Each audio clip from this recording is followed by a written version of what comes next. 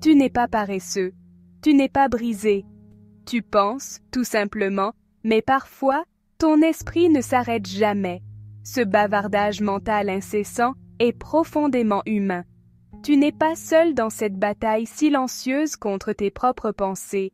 Si ton cerveau ressemble à un navigateur avec 48 onglets ouverts, chaque onglet une pensée différente, ce message est pour toi. Ce schéma de surpensée n'est pas un défaut. C'est le désir de ton esprit de te protéger. Tu n'as pas besoin de mener une guerre contre ton esprit. Apprends à créer des espaces de calme au milieu du bruit. Dans ce voyage, nous allons explorer pourquoi notre mental cogite trop et comment sortir de ces boucles de pensée. Pas de jargon compliqué, juste des outils concrets et accessibles, basés sur la science et l'empathie. Tu découvriras 3 techniques simples pour retrouver ton espace mental et apprendre à écouter ton esprit différemment, avec calme et contrôle. Prêt à avancer vers plus de clarté? Le chemin commence maintenant. La surréflexion n'est pas une faiblesse, mais un ancien réflexe de survie. Ton cerveau veut te protéger, anticipant les menaces, mais parfois il s'emballe, analysant tout, même les petits soucis. Ce mécanisme, censé t'aider, finit par t'épuiser et t'angoisser comme un détecteur de fumée qui sonne pour rien. Reconnais-le, ce n'est pas un ennemi, mais un gardien à rééduquer. Avec compassion, tu peux transformer ce dialogue intérieur. Pour comprendre pourquoi ton esprit reste bloqué, regarde l'interaction entre l'amygdale et le cortex préfrontal. L'amygdale, c'est l'alarme émotionnelle, réagissant instantanément à la peur ou au stress. Le cortex préfrontal, lui, est la partie rationnelle, censée calmer l'amygdale et analyser la situation. Mais sous stress, la communication se rompt, créant une boucle où l'émotion alimente l'analyse, et inversement.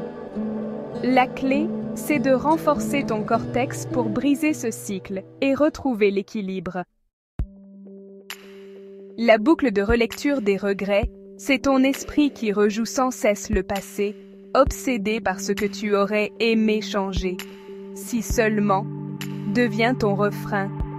Tu analyses chaque mot, chaque geste, espérant corriger l'erreur, mais tu restes piégé dans la honte et la frustration. Se libérer de cette boucle, c'est accepter l'immuable et choisir de vivre pleinement le présent.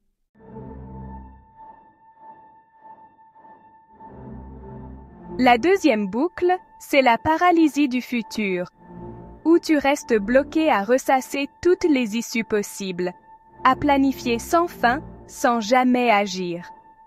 Ton esprit échafaude des scénarios complexes pour chaque décision, cherchant la certitude dans un monde incertain. La quête du choix parfait mène à une recherche sans fin et à l'indécision.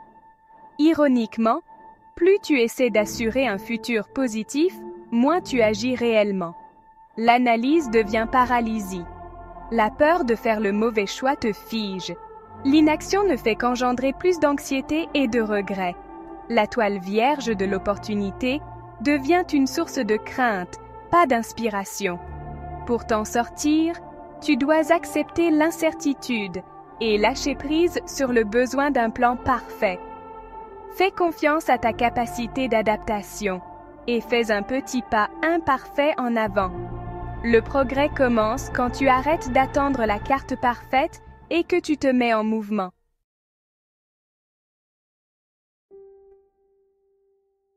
La troisième boucle, c'est la spirale d'auto-agression. Là, tes pensées se tournent vers l'intérieur et tu deviens ton propre critique le plus sévère. Aucune réussite n'est jamais suffisante. Ton esprit grossit les défauts et ignore les qualités. Des pensées comme « tu n'es pas assez intelligent » ou « tout le monde y arrive sauf toi » tournent en boucle. Ce discours interne ronge l'estime de soi et déforme ton image. La voix du critique semble personnelle et vraie, te faisant te sentir seul et honteux. Tu te retrouves piégé, épuisé par ce jugement constant. La solution n'est pas de discuter avec ce critique, mais de reconnaître que sa voix n'est que des pensées, pas des faits. Sépare-toi du critique. Tu es l'observateur, pas la voix. Ce changement est le premier pas pour briser cette spirale et retrouver ta valeur. N'oublie pas, tu n'es pas ton critique intérieur, tu es la conscience qui l'entend.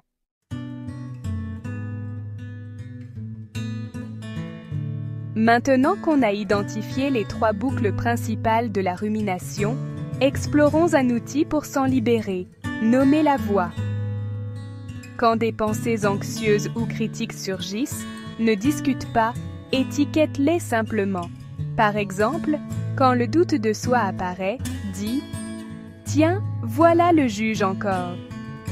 Nommer crée une distance entre toi et tes pensées. Ce simple geste transforme les pensées accablantes en événements mentaux passagers. Tu n'es pas la pensée, tu es l'observateur.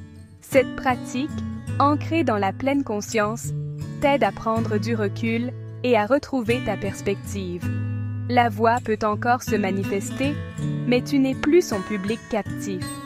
Au lieu de ça, tu es calmement en contrôle, observant la performance depuis la chaise du réalisateur.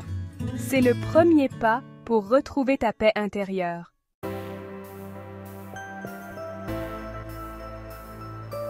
Sois créatif en nommant tes voies de rumination, l'historien pour les regrets passés, la voyante pour les soucis futurs, le juge pour l'autocritique. Des noms distincts t'aident à repérer rapidement les schémas et à te détacher de leur script. Quand la voix apparaît, salue-la. Merci, juge, mais je gère. Cette reconnaissance calme affaiblit la boucle de la rumination.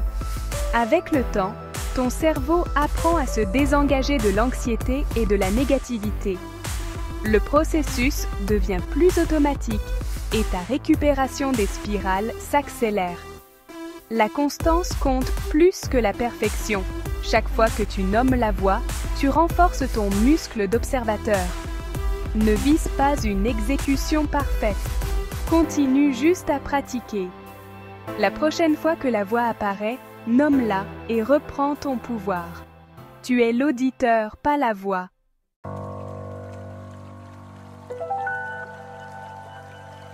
Notre prochain outil est physique. La technique de respiration 4-7-8. Quand tu réfléchis trop, ta respiration devient superficielle, signalant le stress. En changeant ta respiration, tu envoies un message à ton cerveau. Tu peux te détendre en toute sécurité.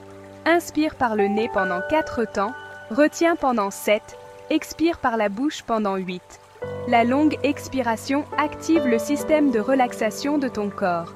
Cette technique contourne le bavardage mental et t'ancre dans le présent. Concentre-toi sur ta respiration, pas sur tes soucis. Utilise-la chaque fois que tu sens l'anxiété monter, au travail, à la maison ou avant de dormir. C'est un outil simple et pratique pour calmer ton esprit et ton corps. Laisse ta respiration être ton ancre.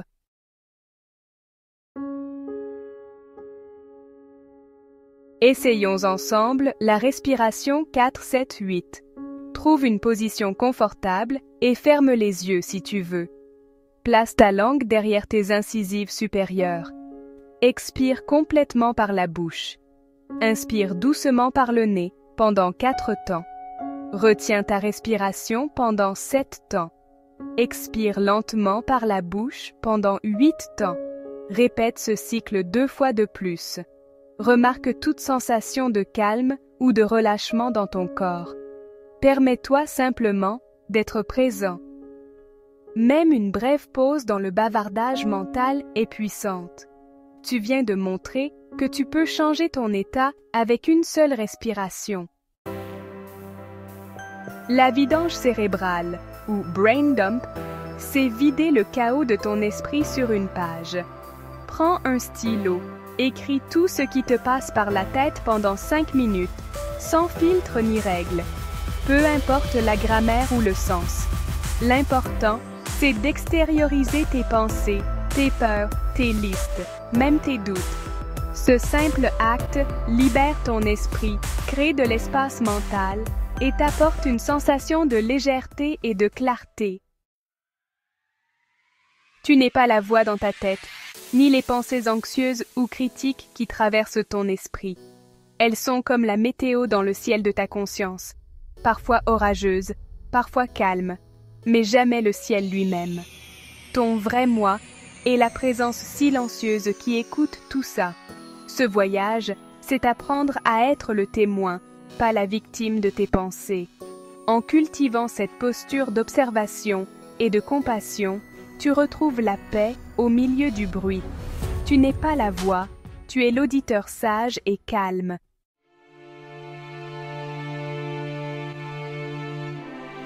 Le chemin pour sortir de la forêt dense de la rumination n'est pas un bond de géant, mais une série de petits pas délibérés. Ça commence par une seule pause. Ça commence par une respiration consciente prise au milieu d'une spirale. Ça commence par le simple fait d'écrire une pensée désordonnée au lieu de la laisser tourner sans fin dans ta tête. Ces petites victoires sont les fondations d'un changement durable. Ne sous-estime pas le pouvoir de ces moments. Chaque fois que tu interromps avec succès une boucle, tu affaiblis une ancienne voie neuronale et en renforces une nouvelle. Tu apprends à ton cerveau une nouvelle façon de réagir au stress et à l'incertitude. Les outils que nous avons explorés sont tes compagnons dans ce voyage, prêts à être utilisés chaque fois que tu en as besoin. Ils ne sont pas compliqués, mais leur efficacité réside dans leur application constante. Choisis-en un qui te parle le plus et engage-toi à le pratiquer. Peut-être que tu commences chaque journée par un brain dump de 5 minutes pour vider ton esprit. Ou peut-être que tu utilises la respiration 4-7-8 comme ton ancre principale pendant les moments d'anxiété aiguë. La clé est de commencer, de faire ce premier pas, puis le suivant. Une respiration et une pause à la fois, c'est comme ça que tu briseras la boucle et retrouveras ton espace mental. Pour conclure, je veux te laisser avec une question de réflexion. C'est une invitation à apporter ta nouvelle conscience à ta propre expérience. Des 3 boucles que nous avons discutées, laquelle a tendance à te frapper le plus fort?